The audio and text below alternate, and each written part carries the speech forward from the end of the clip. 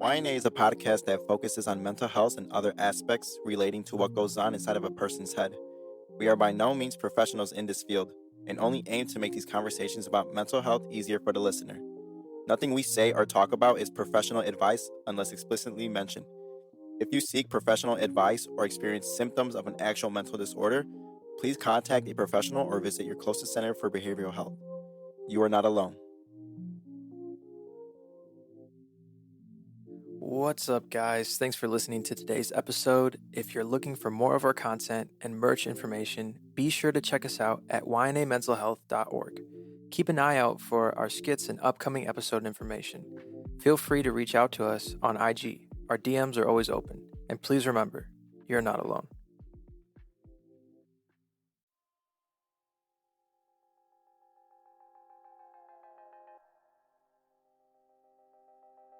Hello. Welcome back to YNA Mental Health. My name is Sina. I'm the co-host for today's YNA Talks. This format of our podcast is focused on giving our guests the microphone to allow them to share their story. We're here with Joe Vajarsky. Joe, could you share a little bit about who you are and what you do? Yes. Well, thanks for having me here.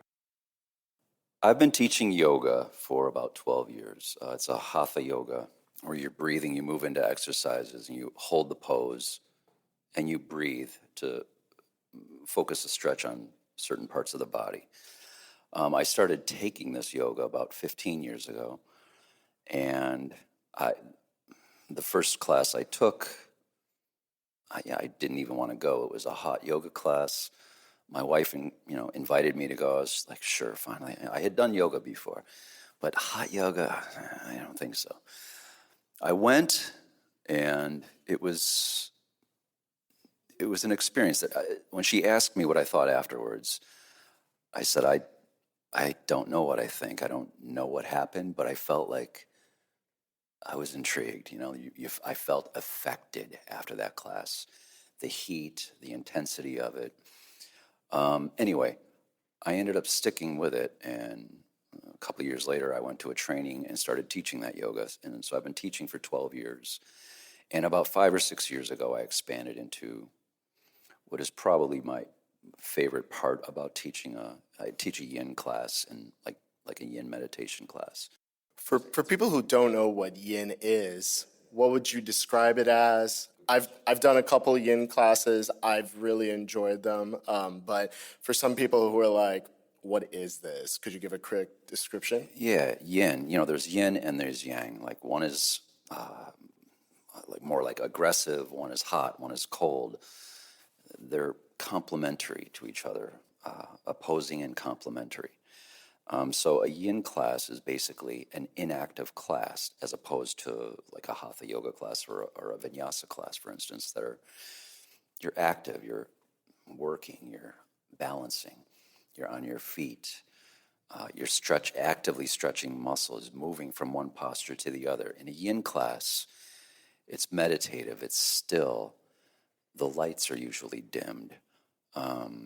You hold each posture for basically 3 to 6 or 7 minutes so that you're stretching beyond the muscle, which stretches pretty quickly, and you're getting into those targeted areas like tendons and ligaments that don't really stretch very much. So you hold each posture a long time so that you start to really put some stress into those joints, and those connective tissues.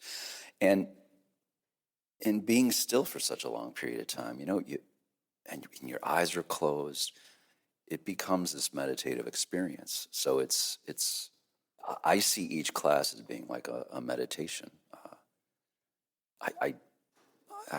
We talked prior to this show, but I think of it honestly, laugh if you will, but as kind of seducing these people towards sleep. Oh, yeah? Yeah.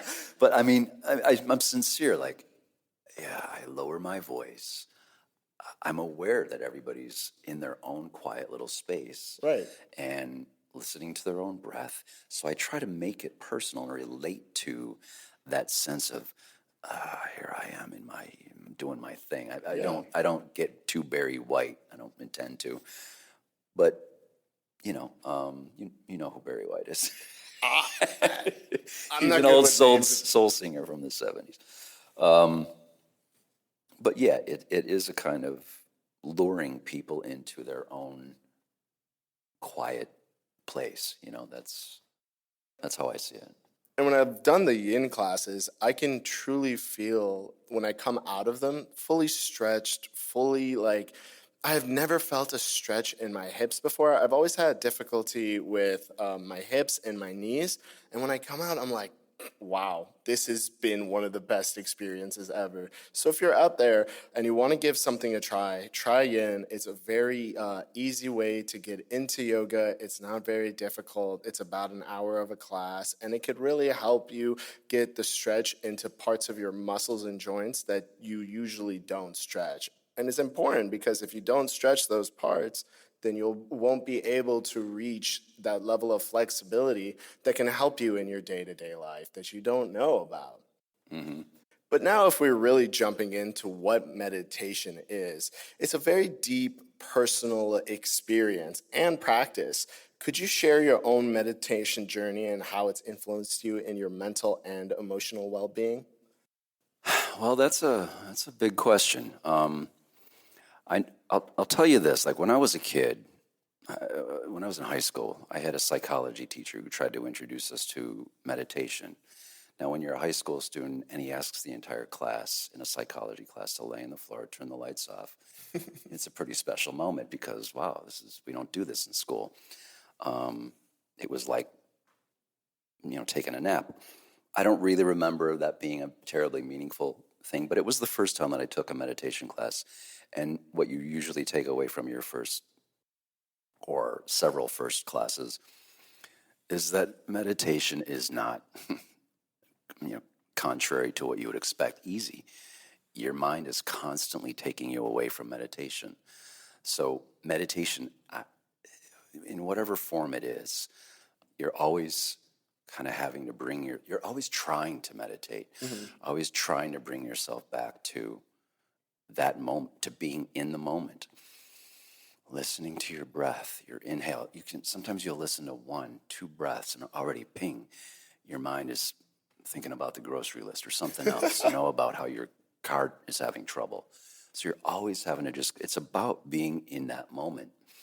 When I tried to meditate on my own, through my 20s and 30s, even my 40s, it wasn't always a regular thing because I would you set up expectations. Mm-hmm. I'm going to be meditating and I'm going to know that I just meditated because I just went to some blissful place for half an hour. Well, good luck. You're always kind of coming back to reality, thinking about something, hearing something, and you have to, all it is meditation, I have said before, is an attempt at meditation. You're always trying to meditate when you claim you're meditating. You slip in and out of it. It's common. I think one of the hardest things that I struggle with is like being in the moment, right? And I feel like as human beings, we're all either stuck in the past, stuck in the future, and this is where mindfulness becomes a really big practice. But in there is so many distractions, there's so many stimulations. How can meditation help individuals find moments of peace and clarity in their lives? There's a term that people use, monkey mind. I don't use it very often, but I was just talking about that, where your mind is you're thinking about the other things. I find that in my experience, you have thoughts that are always, you have issues, you have concerns, worries perhaps. Having a visual, whatever that visual would be, I heard it one time from a yoga teacher who referred to those thoughts as imagine. He was specifically talking about emotions. He said, if you're feeling fear right now, or like a rage because it was a hardworking class, or not rage, just anger, frustration, see that emotion as like a paper boat on a stream in front of you, and just allow it to drift away. Just watch it drift away. Like, you can always go down the river, the stream, and catch it if you need to, but just allow it to drift away. And that was a nice visual for me. Other people talk about putting it on the back burner, you know, like something you're cooking. Just put it on the back burner, you pull it forward when you need it. By doing that, by having those visuals and practicing or attempting to do that, I think you're bit by bit teaching yourself how to find calm. Yeah. You know, from, even in day to day. Related, bringing it to life. I said to my wife years ago, I used to have a commute for work, like an hour-long commute, and I found that to be extremely meditative. Really? I'm not racing in traffic, right lane, quiet, calm, music playing that I want to hear, and just, going all over the place in my thoughts, but calmly, and meditation you don't have to just be hearing one sound, only listening to your breath. You can have a kind of focus, like you can see the road in front of you. You're operating, you're reading, but your mind is also somewhere else. It sounds counter to what we're talking about, where you want to allow the thoughts to disappear. But there's a similarity. There's something to it. I think. I hope I answered that question. No, I think you answered the question. To the level of someone trying to understand the deeper state of mind that comes with meditation, right? Because we all look at meditation as in the beginning. And until you start doing it and practicing it, you realize that that's not what it's really about, but getting to this level of a deeper state of mind and relaxation to allow all of these paper boats to kind of float down the river as comfortable, as easily, without feeling distracted. And with our minds, we're continuously just cycling, I believe. Your thoughts are just turning and turning.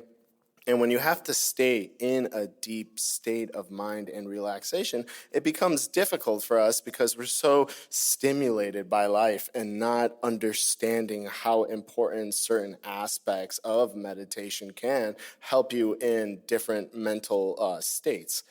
But you had mentioned that the hum is something that is used in meditation. And through my research, I've learned that from different spiritual practices, that the role that breath plays in meditation is important. But how does it influence that deeper state of mind, and how can it help better your mental health? Well, just imagine it's 2 o'clock in the morning, 3 o'clock in the morning, and you've woken up and you're having difficulty falling back to sleep. It happens to me these days frequently. Sometimes I just get up, get a drink of water, maybe move to a different place so I'm not bothering my wife when I'm trying to find my way back to sleep. But usually I'm just listening to my breathing, and just laying there and listening. Sometimes I'll do it with my eyes open, forcing my eyes to stay open in the dark so that they start to get tired. But listening to your breath and allowing your body to get back to sleep that way, it's extremely beneficial to our mental health. My mind is bouncing right now because it reminds me that when my children were babies, they're grown adults now, but I'd take them to bed, and both of my kids would fall asleep in minutes if I held them against my chest or I laid against them and just breathe slow and deep. I would just hear their breathing slip into. They were asleep. They would just drift away to sleep, like just by listening to their father breathing. It just became a trick, and it makes sense. I don't know. Do that for yourself. You're focusing. You're allowing yourself to drift toward sleepfulness. Toward relaxation. Seems beneficial, right? No, it definitely is. And for someone who has never tried it, it's definitely something that takes practice and takes a lot of time. Because in the beginning, you're just like listening to your breath and you're like, this is weird. This is not normal. And I Yeah, just don't. frustration and unfamiliarity is definitely a part of it. If you're interested in meditation, what you have to simply do is give it a try. There's nothing scary about it necessarily. It's just you, your focus, and your breath, and some stillness. Maybe find a quiet room. And even in a completely empty room, in the most comfortable clothing, the light's dimmed, you're going to somehow find a distraction. Every time. Yeah, exactly. You're going to, I'm breathing. My eyes are closed. I'm sitting upright or I'm lying down. I'm meditating now, I think. You're always like not sure. That's true of me. When I teach a class, I learn a lot while I'm teaching, for sure. Because I can kind of see what people are responding to, as subtle as it is. And you got to relate to that. I find the teaching process, very beneficial to my own practice. Definitely. And you mentioned in your first experience with hot yoga left you feeling like something you had something special. Can you share that moment and how it influenced your decision to keep practicing yoga? Yeah, it sounds like it. Sometimes in life, you just move towards something, and it isn't necessarily. I didn't know that I was going to start taking that yoga, this hot yoga, and get into it. I just went to a class. I was like, all right, sure, I'll go again. I'll give it another try next weekend. I did. And 3, 4, or 5 more times later, I'm like, all right, I like this enough to stick with it for a while. At some point, I was hooked, and I'd leave work early sometimes to get to a class on time by 5 o'clock. So there wasn't an aha moment or a sudden switch was flipped. But when I left that yoga studio, I was like, kind of glassy-eyed and just looking, like you had just, the endorphins that you feel after a marathon or something. I was like, wow, that was something. And I'm intrigued. That was yoga. It was pretty intense yoga. You really worked hard in that class. Yeah, so I don't know how to it wasn't an epiphany. It wasn't a sudden, I'm in, but it was a gradual kind of, I like this. This is becoming part of my lifestyle. And from where you started, you probably had stress. I don't know if you've dealt with anxiety before. Oh, sure. Of course. Did you see yourself, did you see them reducing in your life and you're like, wow, why didn't I try this before to help with this, with this struggle? Yeah, there's, I teach yoga, and there's a long history of yoga, and there are wonderful teachers who study the history of yoga and speak about like chakras and all those old traditional parts of the practice. And we all have to approach it and relate to it in our own way.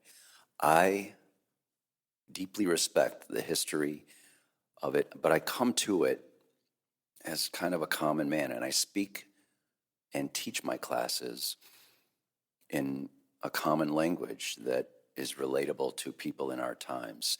Not everybody's going to know what you're talking about with a chakra or any, but that will speak to a lot of people. Teaching and taking a class, in terms of the reality, the common life thing that I was just off on a tangent with, every time I get out of the yoga studio, I walk away and I'm just like on this really easy plane, get into my car, because we all drive to and from. And there's just this calm about turning the wheel. I don't care about the light up ahead. I don't care about the car that's next to me. it just brings me to a place of calm. I say frequently at the end of my yin classes, I point out to the people who had just taken the class, they've been in there for an hour, focusing on their own breathing, their own stillness.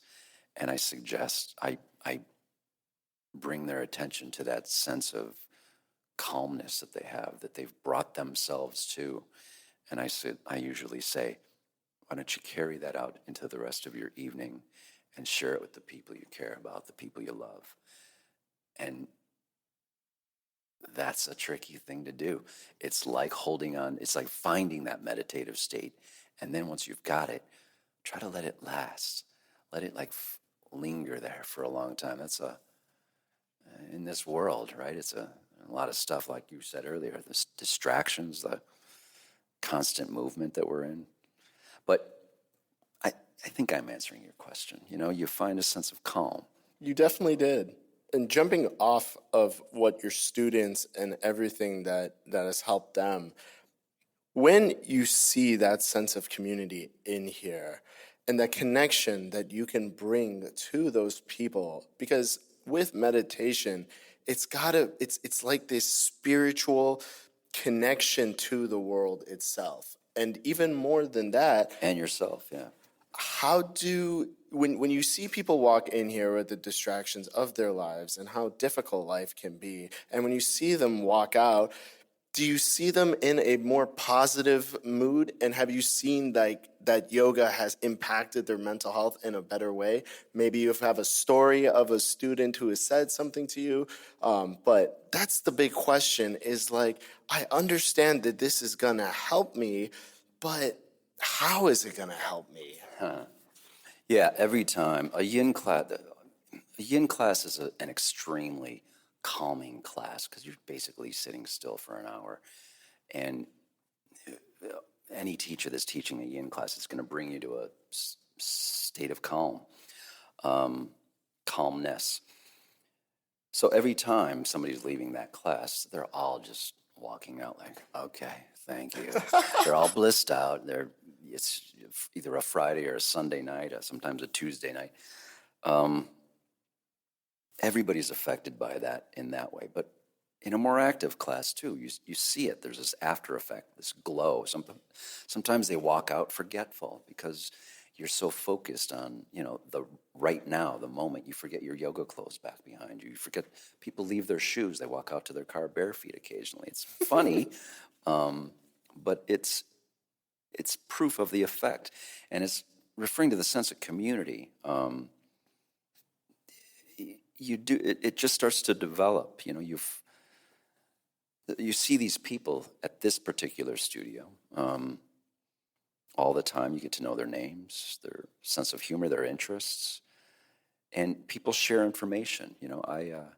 I just started recently doing a red light therapy to kind of improve some. I've had eczema on my skin. Okay. And it helps the eczema go away. Where did I learn it? From overhearing somebody in the yoga studio. People here are talking about their health, and that you pick up on it. You overhear something, you engage in the conversation. Yoga community is pretty good place to do that. You've got people who are trying to fix themselves and want to share it. So, yeah. And I think the big thing that comes with fixing yourself, and again, something that I am trying to practice every single day, and I really hope that one day I get a little bit better than it, but it is mindfulness, and how much mindfulness can be such an important aspect in meditation. For people who don't know what mindfulness is, could you just give me a little bit of a description and how this practice, which emphasizes being present in the moment, contribute to improving your mental health? Mindfulness. Mindfulness, first of all, what is it? I think we all have a sense of what that is. And we're always racing, as we've talked about. Think about you have somewhere to be, and you're in a hurry, and you stub your toe. All your focus goes to that pain in your toe.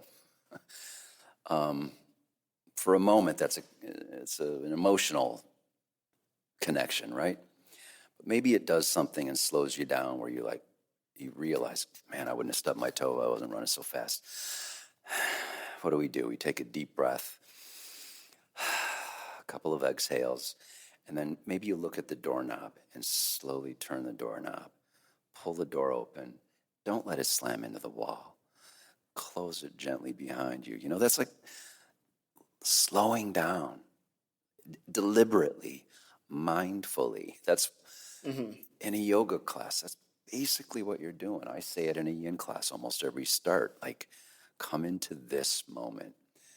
You start by talking about feeling your back on the ground. Feel your arms, the weight of them, that mind connecting to. We don't walk around daily life feeling our arms or, your third finger or, the weight of your feet. But a yoga class or a meditation class is an opportunity to bring everything to right now, right here, right within this body that carries my soul around, that I experience everything through.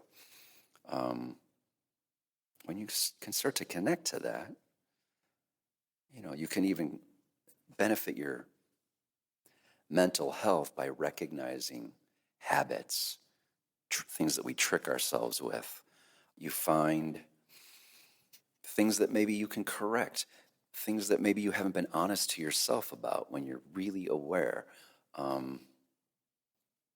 Things like as simple as I've been telling myself I eat well. You may start to notice my diet isn't as good as I would like to believe it is. That's a self-awareness where that's going to help your mental health and your bodily health, your physical health. You can see where that can go to. I think the big question with self-awareness is that some people are not very self-aware. And the difficulty of becoming self-aware is what we repeat on this podcast is that it's so important to know what you're dealing with, to process what you're dealing with, and understand and be able to move on with it in your life.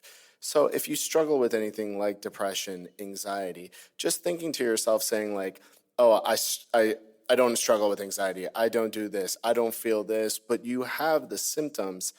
You need to understand that it's okay to ask for help. And what we try to repeat on this podcast is like this. When you're in a dark tunnel, and just imagine to yourself, a dark tunnel is something that you're going through, whether that could be a grief, that could be you losing your job, losing a loved one. You're in a dark tunnel and your mind needs some kind of light to get you out. So I always say, like, when you ask for help, it's like someone handing you a flashlight and being like, let's walk through this dark tunnel together. But with self-awareness and self-acceptance, it's a huge thing that comes into being in this meditative state. Can you speak anything on top of how it can positively impact your mental health and your self-esteem? I think reaching out for help, that's a hard one to do. That's hard when you really need it. We're least attractive when we need love the most. It's ironic. But yeah, the slightest reach, there's a community. I think once you how do you get someone to recognize when they need help, or if they just don't feel they have the right to ask for help? But sometimes we find ourselves desperate, and maybe the next day the sun is shining where it was cloudy the day before, and that gives you just enough of a lift in your emotional state where you're like, I'm gonna go to this stupid yoga class that I've been avoiding. And you go, and somebody might hand you that flashlight, as you referred to it. Surprises happen. Maybe you are the flashlight Yeah, in perhaps. these classes. Yeah, maybe. Yeah, exactly. Or you may have the flashlight in your back pocket. You just don't know it. Yeah. There's a sense of community out there, and people, when you're face to face with people, they're more understanding than you suspect they are when you're mired in your dark tunnel. You just got to get out and make the attempt.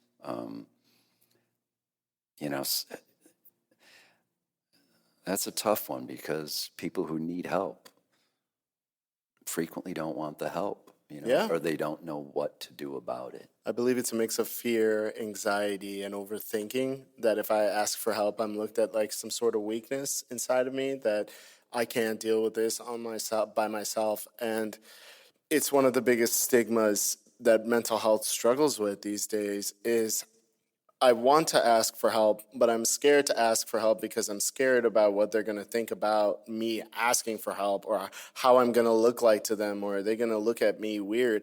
And what I always tell people is when you ask for help, I look at you like you are a stronger person, because asking for help, like you said, is one of the most difficult things someone can do. And if you're doing it, that means that you're open to talking about what you're dealing with. You're open to expressing how you're feeling.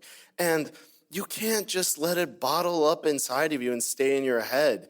If you allow that to happen, you will explode. You'll do something rash, and who knows what will happen. If you could have just said, hey, Joe, I'm not feeling my greatest today. I'm struggling with trying to understand who I am, and my mindfulness is not that great at the moment.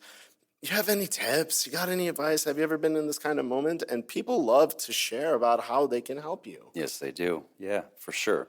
And everybody has those experiences. I was thinking while you were talking, just getting out. You don't have to go out and look for help. Simply go to the store, notice something, observe somebody. Just being out in public and responding to somebody, noticing someone, notice maybe an older woman who needs help with her groceries, these things, and then acting on it. Just simply, can I help you with that? I do this in regular life. I've learned how to do it, though. When I was a young man, I was taught by my parents to be chivalrous, right? Open a door. And so I value that, and it's in me. But I was a shy kid, and I would never approach a stranger. These days, it's different. I'm pretty comfortable talking to strangers. Teaching yoga and talking in front of a group of people has certainly helped. But I guess a point that could be taken from what I'm talking about right now is that what you are today may be something completely different and stronger tomorrow or next week.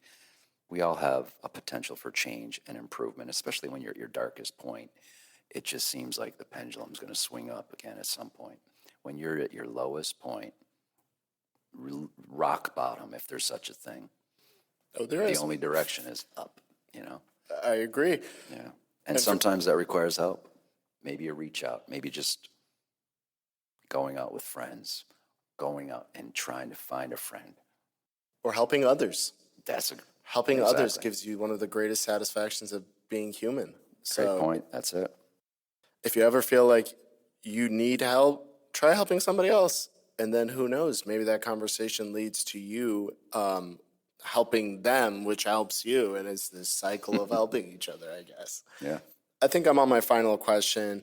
And this is the hardest part, right? Is I know that there's yoga out there. I know that there's yin. I know that there's something called meditation.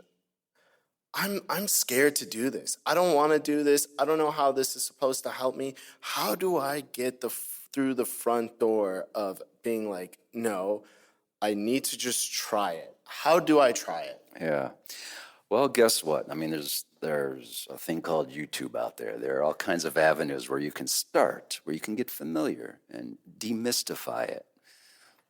Look at what a yin class is. Read up on it. Maybe you think it's not going to be for you. Or I didn't think hot yoga was going to be for me. I was like, hot? No way. I don't like to be in the heat and sweat. I became addicted to it after, 10 classes. Not addicted, but you know what I mean. I get what you mean. Really attracted to it. You start to crave that sense of focus. I'm sweating. I'm hot. I'm in control. I'm going to survive this. Within an hour, I'll be out of here. I'm going to feel different. I'm working right now for 90 minutes so that my body feels better for the next 50 years. But demystifying what you're unfamiliar with is the way to start. Look at videos, read a book, get a yoga book, get a yoga DVD, look at a video. Just start to read up on it. You're gonna find someone or some book that you're like, oh, I like this. They're saying the right thing. At some point, you'll talk to somebody, or you'll see somebody with a yoga mat under their arm. Hey, are you going to yoga? And they'll say yes. Here's where I go. Here's what I'm going to do. And there's usually it's awesome. You'll love it. Blah. I'll see you at the studio. It happens. The community, a community like that, gets enthusiastic when you get into something. You may find yourself into it quicker than you think. You go to 1 class, 2 classes. What do you know? I'm going to keep going. Sometimes people go with friends. We don't always have that luxury, I went with my wife the first time, but shortly after I went on my, I didn't have to go to yoga with my wife. I'd go whenever I could squeeze it in, 6 a.m. sometimes. So yeah, if you want it, if you want self-improvement like that, and you just got to take the mystery out of, look back on your own life. What was mysterious when you were younger? What were you afraid of? I've recently told a story with some friends that I went to grade school with. This is on topic. In 2nd grade, we had to take a sheet of paper that had 100 squares in it and write 1, 2, 3, 4, all the way up to 99. It had a 99. I guess it had 99. No, 100. All the way up to 100. The next week, we had to write 101, 102, 103. Because we're in 2nd grade. She wanted us to know what the numbers looked like, what it was, what the sense of order was. The next week, by 300, was terrified that I would never get to 1,000. We're going to count to 1,000 in 10 weeks. I didn't get it. I was terrified that I would never make it to 700. I don't know why, but at some point, my mother caught me crying in bed at like 10 o'clock at night. What's the matter? I'm afraid of counting to 1,000. That is so, you look back on these moments where you're way past it, and it just seems ludicrous. It seems, what was I so afraid of? I had already gotten to 300, so to go further wasn't that. So anything that seems like it's a wall in your way or a doorway that you're afraid to open, you can, over time, by stepping toward it, by continuing onward, you'll find your way through it. I counted to 1,000. I survived. If you can count to 1,000, then you could do yoga, I personally think. Yeah. But I got to say that I'm very grateful to the person who really showed me yin and yoga. It's really helped me personally, and it's something that I definitely will continue to grow in my life and try. Going with a friend is always a great idea, and if not, just giving a class a try. I know that different studios offer first-time free classes, and it's not something that you need to really try to go in and be worried about how it's going to go. A lot of the teachers you can talk to as well, and they're always very open to telling you more about the things that you need. It's kind of just like get through the front door and everything else will come with it. So just take your time, and whenever you're ready, take the step or the leap of faith, as we like to say, because your mental health is important. There's many things in life that will push you down. There's many things in life that are distractions, and sometimes when we're distracted, we don't give the time to our body, to our minds that need that time to either rest, be mindful, creating a level of self-awareness, self-acceptance, and increasing your self-esteem, which is all important to bettering your mental health. I just want you to remember that in life's difficult moments, we find ourselves in uncomfortable situations, and you have to become comfortable with being uncomfortable to really achieve and grow a lot in your life. So, have any advice to anybody who's listening right now who feels alone in their life? What do you have to say to them, Joe? You just said something. You have to be afraid to, You have to be comfortable with being uncomfortable. Thank you. You have to be comfortable with being uncomfortable. Allowance. Allow yourself to fall back from time to time. When you're tired, allow yourself, when you have the time, to take a nap if it's needed, or to try it, to give it a try. I don't take naps. I don't do naps well. You can attempt it. Allow yourself to fall back a little bit. Like we talked about earlier, the pendulum swings back and forth. Like you said, get out there, get through the door, and, things open up. I completely agree with you.